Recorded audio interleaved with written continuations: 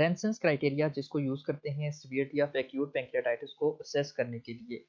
इसके total 11 parameters हैं, 5 को at the time of admission और 6 जो होते हैं वो आफ्टर 48 आवर्स असेस करते हैं। जो फर्स्ट 5 हैं उसके लिए निमोनिक है GA law, where G stands for glucose, A for ASTR aspartate aminotransferase, L is LDH lactate dehydrogenase, then H, A for H, W for WBC count और neutrophil count। Remaining जो 6 हैं उनको 48 hours के ऊपर assess करते हैं और mnemonic है इसका C hobbs. C stand for calcium, H for hematocrit drop, O for oxygen which is actually partial pressure of oxygen, B for base deficit, again the B for burn increase, blood, urea, nitrogen, and final S is sequestration of fluid। इनकी reference ranges ये mention है कि अगर इससे ज़्यादा होंगी या इससे कम तो ये पॉजिटिव आ जाएगा पैरामीटर। इन स्कोर्स को हम सम अप करते हैं आफ्टर 48 आवर्स और अगर स्कोर आता है 0 to 2 तो risk of mortality is 2%, 3 to 4 then mortality is rate is 15%, score is 5 to 6 50% mortality, greater than 7 it could be from 70 to 100% mortality। The first parameter is glucose. Glucose in the blood is regulated by the insulin which is secreted by beta cells of pancreas। if beta cells are not functioning properly in acute pancreatitis तो उससे क्या होगा, आपकी insulin क्या हो जाएगी, उसकी deficiency. जब इंसुलिन कम होगा तो वो जो ग्लूकोस होगा वो ब्लड के अंदर जो वेजल के अंदर है वहां से सेल के अंदर ट्रांसपोर्ट नहीं होगा क्योंकि आप ब्लड ट्रांसपोर्टर फंक्शनल नहीं होंगे in the absence of insulin. तो उस वजह से ग्लूकोस इन द ब्लड क्या हो जाएगा, इंक्रीज। सेकंड इसके बाद आ जाती है AST। AST जो है वो हमारे पास जो most one of the common cause of the pancreatitis है वो है गाल स्टोन पैंक्रियाटाइटिस। अगर गाल स्टोन पैंक्रियाटाइटिस आके यहाँ पे स्टोन इम्पैक्ट हो जाता है उसकी वजह से पैंक्रियाटाइटिस होती है तो साथ में हमारे पास बिलियरी ट्री के थ्रू प्रेशर पीछे लीवर के अंदर भी बिल्डअप होता है और लीवर जब इन्वॉल्व होता है तो लीवर की सेल्स क्या होते हैं, डैमेज, और उस वजह से लीवर सेल्स पैक्ट होते हैं AST के लिए। तो AST एंजाइम या एस्पर्टेट अमाइनो ट्रांसफरेज वहाँ पे इंक्रीज हो जाता है। एस्पर्टेट कार्डियक सेल या बाकी अदर टिश्यूज में भी होता है, ये नॉन स्पेसिफिक फाइंडिंग है। देन हमारे पास नेक्स्ट है LDH। LDH आपकी बॉडी के डिफरेंट सेल्स के अंदर पैक होते हैं लाइक RBCs और पैंक्रियास से। जब ये सेल्स के अंदर यहाँ पे LDH पैक है और अगर सेल क्या हो जाता है, डैमेज, तो सेल की जब डैमेज होती है फॉल तो ये LDH रिलीज होके कहाँ आ जाएगा, ब्लड के अंदर, और ब्लड के अंदर LDH का लेवल इंक्रीज हो जाएगा। So increase in LDH actually signifies के पेंक्रियास की हमारे पास क्या हो गई है, नेक्रोसिस हो रही है, सेल्स की इंजरी हो रही है। This is the third parameter. The fourth is age, increased age increases the risk for pancreatitis and its severity। Then WBC, pancreatitis के अंदर हमारे पास इन्फ्लेमेशन होती है। इन्फ्लेमेशन की वजह से क्या रिलीज होते हैं, साइटोकाइंस रिलीज होते हैं डिफरेंट। अब वो जो साइटोकाइंस रिलीज होते हैं वो न्यूट्रोफिल्स को वहां पे अट्रैक्ट करते हैं और न्यूट्रोफिल्स का लेवल जो है वो इंक्रीज होना शुरू हो जाता है। ये मार्कर ऑफ इन्फ्लेमेशन या एक्यूट इन्फ्लेमेशन है, उस वजह से यहाँ पे इंक्रीज हो रहे हैं। The C hobbs part in consist of C which is calcium. Calcium हमारे पास क्यों कम हो जाता है, लेस देन 8।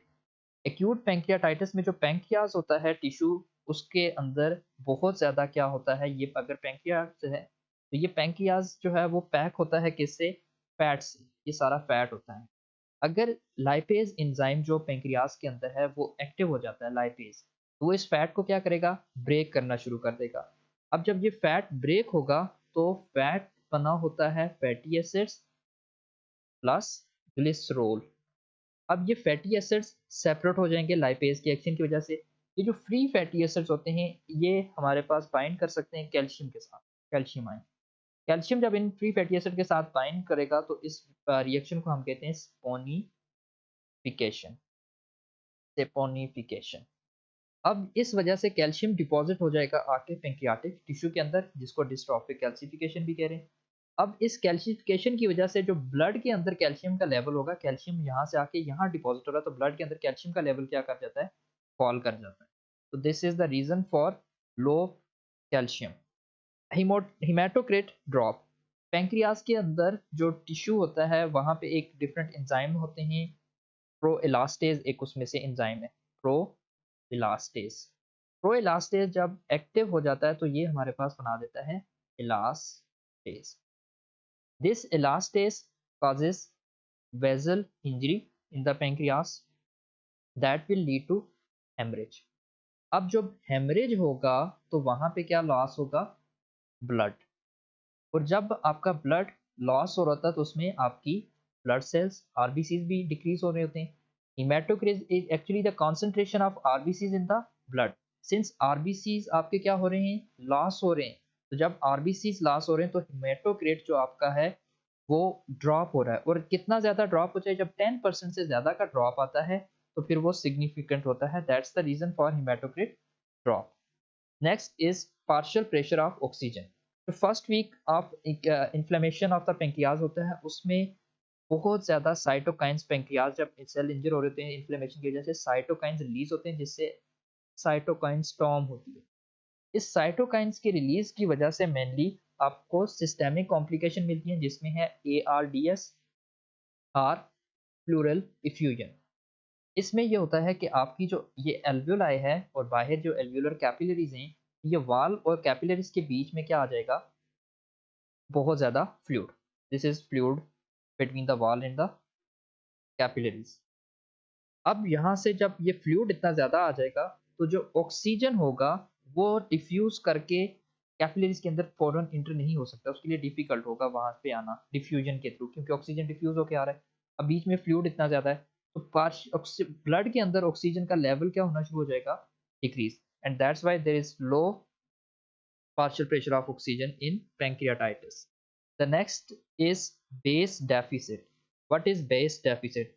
It's actually हमारे पास बॉडी में होता है एसिड, जिसको हम नॉर्मली प्रोटॉन से डिनोट करते हैं। और फिर सेकंड जो चीज़ है वो है बेस, जिसको हम नॉर्मली बाइकार्ब से डिनोट करते हैं। पॉजिटिव और नेगेटिव समझ लें, सिंपल। अब एसिड अगर ज़्यादा हो जाए या बेस कम हो जाए, इससे बॉडी के अंदर क्या होती है, एसिडोसिस। और पैंक्रियाटाइटिस के अंदर क्या होती है आपकी बॉडी में, एसिडोसिस होती है। पैंक्रियाटाइटिस में एसिडोसिस हो रही है। अब एसिडोसिस मेटाबॉलिक हो रही है, उसमें बाइकार्बोनेट की क्या हो जाती है, बेस की क्या हो जाती है, डेफिशिएंसी। अब बेस जब डेफिशिएंसी हो रही है, इट मींस कि बॉडी के अंदर मेटाबॉलिक एसिडोसिस इतनी ही ज्यादा हो रही है। इस मेटाबॉलिक एसिडोसिस में या बेस की वो जो डेफिशिएंसी की वजह से जो ये एसिडोसिस डेवलप हुई है, it is called as base deficit. अगर अब ये जो बेस डेफिसिट है, मींस इतनी हमें एक्सेस बेस चाहिए टू न्यूट्रलाइज दिस एसिड, ताकि आपकी पीएच क्या हो जाए, नॉर्मल हो जाए। तो जितना ज्यादा ये बेस की डेफिसिट होगी, मींस इतनी ज्यादा बॉडी के अंदर एसिडोसिस है और इतनी ज्यादा सीवियरिटी ज्यादा होगी। एंड अगर ग्रेटर देन 4 डेफिशिएंसी है मिलीमोल में, तो फिर हम इसको एक पैरामीटर फॉर सीवियर पेंक्रियाटाइटिस इसको इंक्लूड करते हैं। After the base deficit the next is burn and sequestration. First, sequestration of fluid. Fluid sequestration क्या है? It is simply the input of the fluid, input minus output. This difference is known as sequestration of fluid. ये है क्या चीज? हमारी body के अंदर जो ब्लड वेजल्स हैं, ये इनके अंदर अगर हम आईवी फ्लूइड इन्फ्यूज करते हैं, हम इसको पेशेंट को, पेंक्रियाटाइटिस को आईवी फ्लूइड देते हैं, आईवी फ्लूइड इसकी वेजल के अंदर जाएगा और ये वेजल वाला ब्लड फिल्टर होने के लिए कहाँ जाता है, ये जाता है किडनी के पास। और किडनी इस ब्लड को क्या करती है, वहां से फिल्टर आउट करके यूरिन आउटपुट की फॉर्म में एक्सक्रीट कराती है। Input is what we have given, IV fluid. Output, urine output. अब पेंक्रियाटाइटिस में क्या होता है कि जो पैंक्रियाटाइटिस का पेशेंट होता है, उसमें हमारे पास जो वेजल होती हैं, जो कि नॉर्मली बड़ी टाइट होती हैं कैपिलरी, उन वेजल के अंदर जो जंक्शंस होते हैं वो लूज हो जाते हैं। वेजल जो होती हैं वो क्या हो जाती हैं, वो वेजल हमारे पास लीकी हो जाती हैं। लीकी होने की वजह से वो फ्लूइड क्या कर जाता है, वेजल से बाहर लीक कर जाता है। जब फ्लूइड बाहर एक्स्ट्रा स्पेस में पड़ोगा, it could be interstitial space और it could be in the cavities like pleural effusion या पेरिटोनियम या प्लूरा के अंदर या पेरिकार्डियल कैविटीज के अंदर हो सकता है। अब ये जो फ्लूइड होगा वो बाहर लीक कर गया, हमने जितना फ्लूइड सपोज करें हमने दिया 10 लीटर इनपुट की, और उसमें से 6 लीटर जो है वो बाहर एक्स्ट्रा सेलुलर स्पेस में चला गया।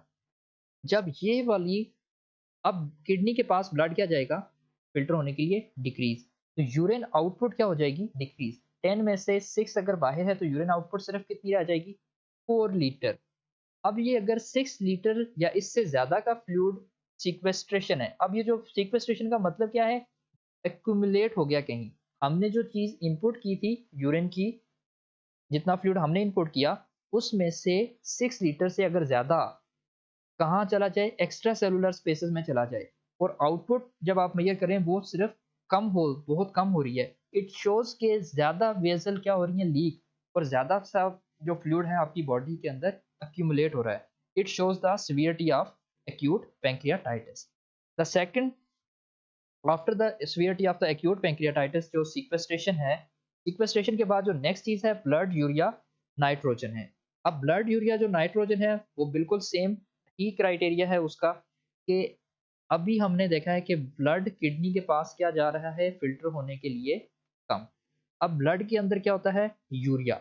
अब किडनी के पास जब ब्लड कम जाएगा तो वो फिल्टर क्या करेगी, कम यूरिया को फिल्टर करेगी। यूरिया आपकी बॉडी में क्या होगा, ब्लड के अंदर रिटेन ज्यादा होगा, प्लस वो जो कम यूरिया है, urea has the tendency to reabsorb, तो आपकी बॉडी के अंदर और यूरिया क्या होता है, बढ़ता जाता है। Its mechanism is similar to that of sequestration. तो इसके बाद हम इनको इसका जो रेंसन्स क्राइटेरिया, इसके ड्रॉबैक ये हैं कि it should be assessed after 48 hours. 48 hours से पहले हम इसका कम्प्लीटली एनालिसिस नहीं कर सकते हैं।